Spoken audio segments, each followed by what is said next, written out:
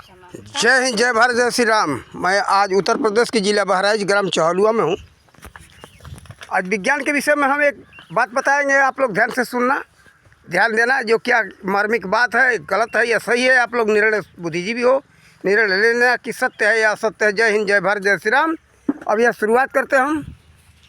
ये सामने एक केले का पौधा है, इसमें फल आया है। आज लोग कहते हैं कि विज्ञान बहुत आगे है, उसी के ऊपर बता रहा हूँ। प्राचीन काल में भी था, लेकिन उस समय क्या था, आज क्या है, आज सब विस्तार में सामने बात खुलेगा। फिर सामने ये गुजरात में लोग रिंगड़ा कहते, कुछ भागों में भारत के बैगन कहते, भंटा कहते। उसका फल ये है,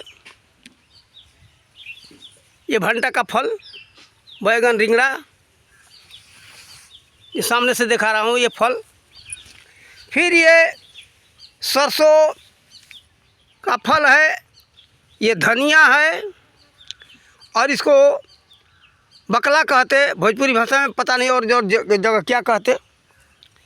ये सामने इधर जो है गाजर है, ये गाजर का पौधा है, और लहसुन है सामने। लहसुन का पत्ता देख ले, लहसुन इसको कहते। और सामने ये मूली दिखाई पड़े, सब मूली तो निकल गया है, छोटा सा छोटा पौधा है, ये बचा हुआ है, थोड़ा सा छोड़ दिया लोगों ने। मूली है ये, इसको गुजराती में मूड़ा कहते। लहसुन है ये। अब सामने इधर लीची का पेड़ दिखाई दे रहा है, वहाँ लीची का पेड़ है। सामने इधर नींबू का पेड़ है। एक इधर सामने गुलाब का पौधा दिखाई दे रहा है, ये जामफल कहते, अमरूद, गुजरात में जामफल कहते, ये अमरूद कहते। सामने ये नींबू का फल देखें, ये नींबू है। और ये क्या कहते, सामने इधर ये मेथी है, मेथी का पौधा, ये मेथी का फूल। और सामने अरंड है, रेण कहते, अरंडी कहते गुजराती भाषा में, राजस्थानी भाषा में। सामने उधर कटहल का एक पौधा दिखाई दे रहा है, एक पेड़ है, वो पौधा के पेड़ हो चुका है। और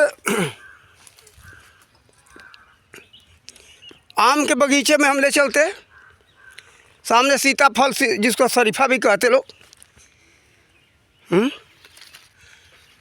फिर ये क्या है, शरीफा, सीताफल, ये गुलाब का पौधा, गुलाब के फूल ऊपर दिखाई दे रहे हैं।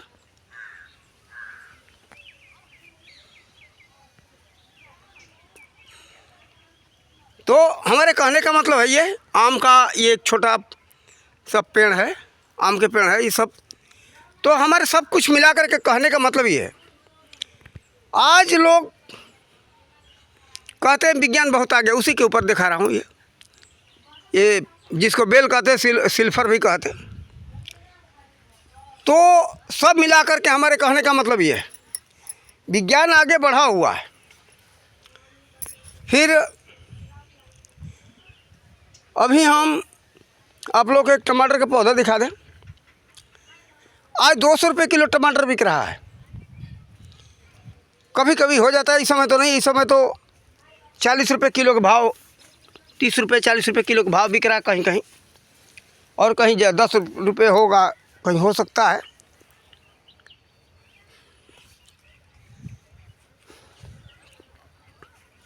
उस टमाटर का पौधा दिखा दें, अभी अभी नया नया लगाया गया है यहाँ।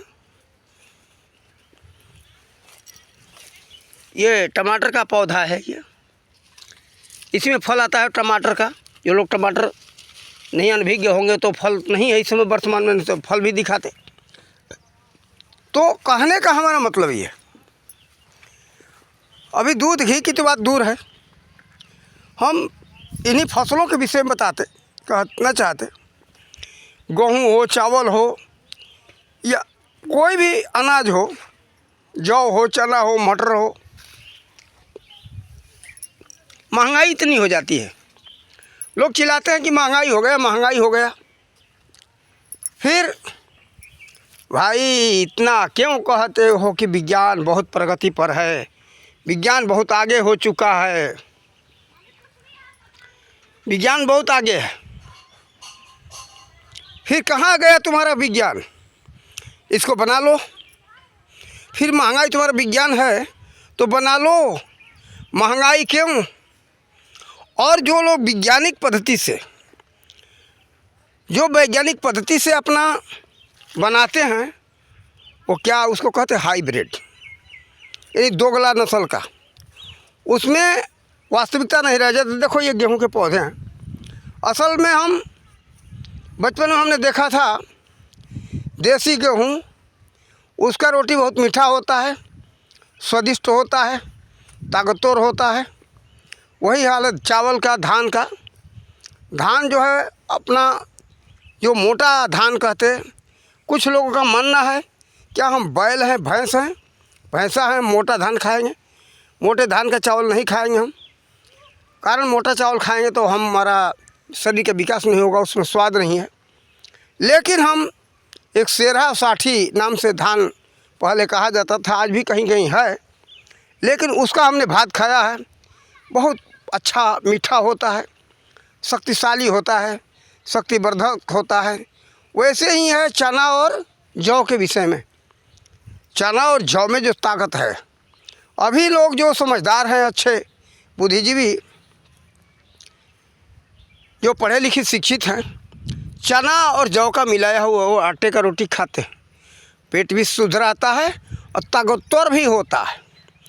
हम जितने फसल का और सब्जी का या फल का नाम हमने दिखाया, चाहे और भी धराधाम पर अनेकों प्रकार के फल और सब्जियां हैं, फसल हैं, क्या उनको वैज्ञानिक बना सकते हैं? ये देखो, ये सामने जो सरसों का पौधा दिखाई दे रहा है, वह वैज्ञानिक कैसा था? तेल तुम चाहो सरसों का, अलसी का और मूंगफली का, जिसको सिंग भी कहते, उस सिंग का तेल नहीं बना सकते हो। बनाओगे तो वह अच्छा नहीं होगा, जो प्रकृति द्वारा बनाया गया है। एक यंत्र है ये जो सामने देख रहे हो सरसों, ये जो है यंत्र है, ये यंत्र है बनाया है उस परमात्मा ने। इससे केवल इसी तरह का तेल निकलेगा। ये सामने देखो, ये अलसी है, अलसी का पौधा है ये देखो अलसी है, इसमें ही उस तरह का तेल निकलेगा जिसको अलसी कहते, जो उसका स्वाद एक अलग ढंग का ही होता है। इस तरह का तेल और किसी तरह से नहीं बन सकता। सरसों का तेल हो, मूंगफली का तेल हो, तिल का तेल हो, अरे कोई भी, ये सब यंत्र हैं। जो केले का है, केला दूसरे तरह से नहीं बनाया जा सकता। वो परमात्मा ने जितने सामने दिखाई दे रहा है, सब ये परमात्मा का बनाया हुआ एक एक यंत्र है। गुलाब का फूल का हमने दिखाया, गुलाब का कोई वैज्ञानिक फूल नहीं बना सकता, बनाएगा तो नकल तो होगा, वैसा उस परमात्मा के बनाया हुआ नहीं हो सकता है। देखो, ये सोचो, परमात्मा ने इतना ऐसा यंत्र बनाया है कि इस धरती से, वायु से, सूरज के किरण से, आकाश से, जल से, सभी तरह से लेकर के वो खींच करके इसमें वो स्वाद, वो शक्ति सब उसमें दे देता है। उसी तरह का वो निर्माण करता है, उसमें दूसरा कुछ नहीं निर्माण हो सकता। जो सामने गुलाब का दिखाया, गुलाब का फूल का एक ये क्या है, एक यंत्र है। इस तरह का जो गुलाब का फूल का सुगंध, पता नहीं इसी वायुमंडल से, सूरज के किरण से, धरती से, वायु से, आकाश से लेकर के इसमें उस तरह का रंग और सुगंध दे देता है। ये पौधा, ये पेड़, ये एक यंत्र है। ये सामने देखो, इसी में एक अड़हुल का पौधा है, इसको अड़हुल कहते हैं। इसमें एक पौधा ये अड़हुल का है। तो इस तरह का जो यंत्र है, और आगे चलते अभी दिखाएंगे, उसमें यही शक्ति है कि बस इस तरह का ही फूल देगा, दूसरा फूल नहीं दे सकता, जिसको गेंदा और गेंदी कहते। देखो इस तरह के एक एक यंत्र हैं, ये एक एक यंत्र हैं। इस तरह का ही फूल दूसरा पौधा नहीं दे सकता है, कोई वैज्ञानिक नहीं बना सकता। विज्ञान को ये हमारे लोग ना, समाज में ना समझने वाले मूर्ख कहते कि विज्ञान बहुत आगे है। देखो ये देखो, वो परमात्मा ने एक यंत्र बनाया है, इसमें इसी तरह का फूल आएगा और जो सुगंध इसमें होगा और किसी पौधा में दूसरे यंत्र में नहीं हो सकता है। देखो ये हमारे कहने का मतलब है, ये मत सोच लो कि हम वैज्ञानिक हैं, अभिमान मत करो उस परमात्मा के सामने। आज इस धराधाम पर प्राचीन काल में जो हुए वो और आज जो वैज्ञानिक है ना, उसके सामने सब फीका हैं। अभिमान मत करना।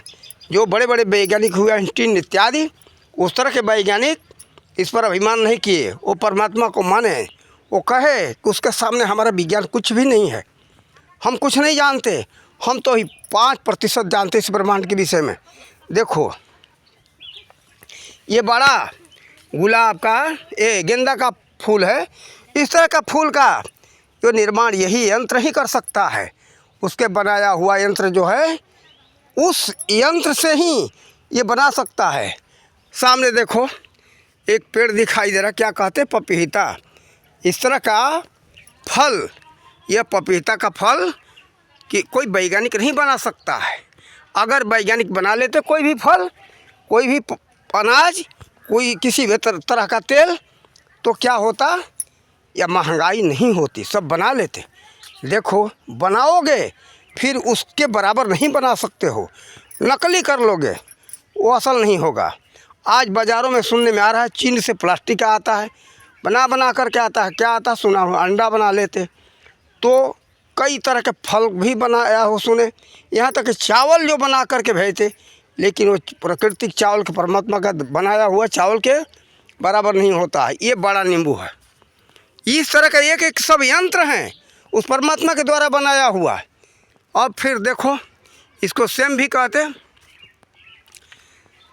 सेम का ये फल दिखाई दे रहा है सामने। तो इस तरह का एक एक यंत्र है, इसी यंत्र से ही ये फल तैयार हो सकता है। इसके अलावा दूसरा कोई यंत्र काम नहीं करेगा। और परमात्मा का सब बनाया हुआ जो भी फसल है, फल है, पौधा है, फूल का हो या किसी भी कुछ का हो, तो देखो सब वो एक एक यंत्र है। यंत्र ही है ये सब, हम तुम भी उसके द्वारा बनाया गया एक एक यंत्र हैं। देखो इसको क्या कहते हैं, सेम। ये एक यंत्र है। इस यंत्र से क्या करता है, ये वायु से, अग्नि से, सूर्य की यानी किरण से, धरती से, आकाश से, जल से लेकर के सब तैयार करता है। इस सब यंत्रों की ये विशेषता है। तो परमात्मा का द्वारा बनाया हुआ यंत्र के बराबर इस धराधाम पर कोई वैज्ञानिक नहीं है। ये अभिमान ना कोई करे। थोड़ा सा जान लिए अभिमान में डूब गए कि हम तो खोज कर लिए, तो हम बहुत बड़े वैज्ञानिक हैं, हम बहुत कुछ जानते हैं, हम तो विज्ञान जानते हैं, हमने बहुत पढ़ा लिखा। अरे भाई, जो विज्ञान के बारे में जानते बड़े बड़े वैज्ञानिक, वो अभिमान नहीं करते। वो कहते कि परमात्मा के सामने हम नतमस्तक हैं, उसके सामने हमारा विज्ञान कुछ भी नहीं है। हम अभी इस ब्रह्मांड में केवल 5% जाने हुए हैं। हमें समझ में आया 95% जानने को बाकी है। तो देखो आज हम इसी के ऊपर में हमने एक ये वीडियो बनाया। अभी आगे हमारे सामने आ गए एक सतावर नाम का एक छोटा सा जड़ी बूटी है, पौधा है। ये बहुत अच्छा गुणकारी पौधा है। ये सतावर है और इसमें फल आया है। इसी का बीज लगाया जाता है तो सतावर होता है। तो देखो ये एक यंत्र है, इसी में सतावर का वो फल मिलेगा जो जड़ में मूली की तरह बैठता है, पूरा झुंड के झुंड। तो देखो उस परमात्मा के सामने अभी कुछ भी नहीं है कोई। तो देखो हमारे कहने का मतलब है भाई, कोई थोड़ा विचार करो, उसके शरण में जाओगे तो अथाह विज्ञान का भंडार पाओगे। अथाह विज्ञान का भंडार पाओगे। जो महान वैज्ञानिक है इस ब्रह्मांड का रचनाकार।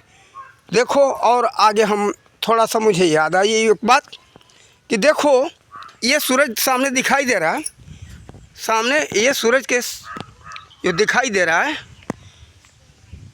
ये सूरज से भी बहुत बड़े बड़े इस ब्रह्मांड के अंदर सूरज पड़े हुए हैं। और यही सूरज नहीं, अनंत सूरज हैं, अनंत पृथ्वी है, अनंत चंद्रमा है, और सभी अपने अपने कक्ष में घूम रहे हैं। कोई स्थिर नहीं है, सब चल रहे हैं, कोई आपस में टकराता नहीं। तो विचार करो कैसे वो वैज्ञानिक है। सब के सब गतिशील है, आपस में टकराते नहीं, आपस में लड़ते नहीं। ये लड़ जाए, टक्कर खा जाए, तो टक्कर अगर हो जाए तो पूरे ब्रह्मांड का विध्वंस हो जाएगा, नाश हो जाएगा। तो देखो वो कैसा वैज्ञानिक है।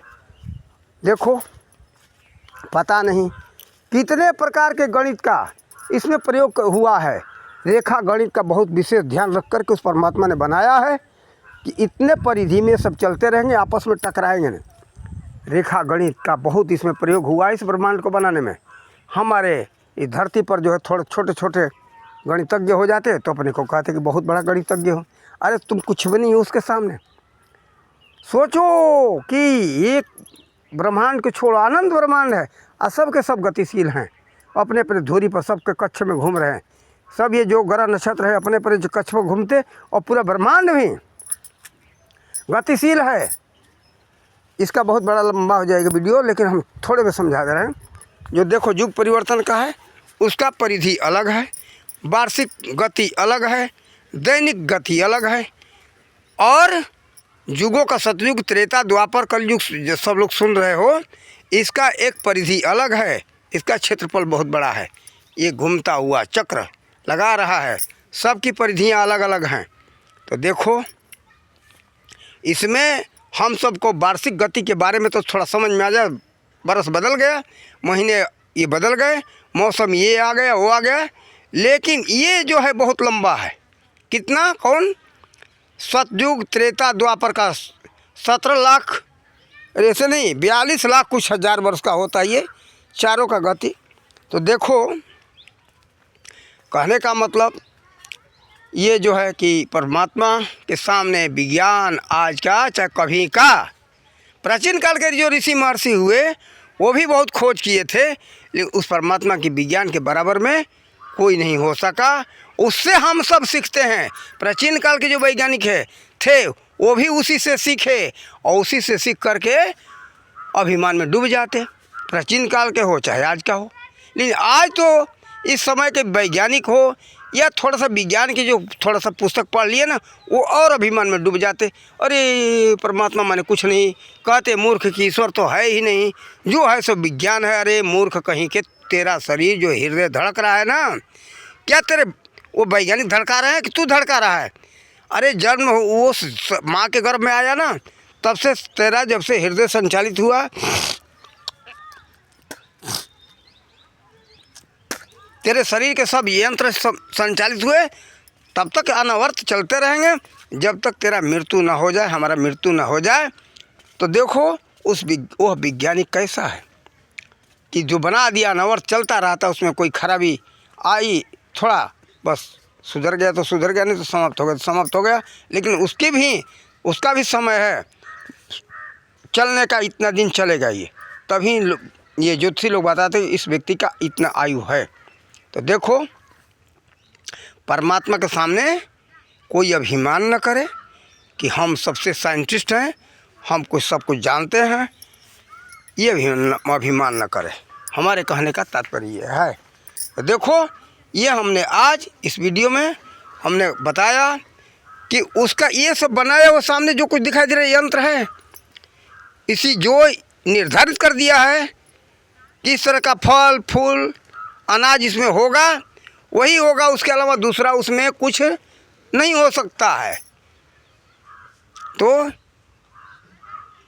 ध्यान देना, समझना, शांति दिमाग से इस वीडियो को समझो, और अच्छा लगे तो अधिक लोगों तक शेयर करो, यानी साझा करो, और लाइक सब्सक्राइब करना या मत करना हमें इसका कोई परवाह नहीं रहता।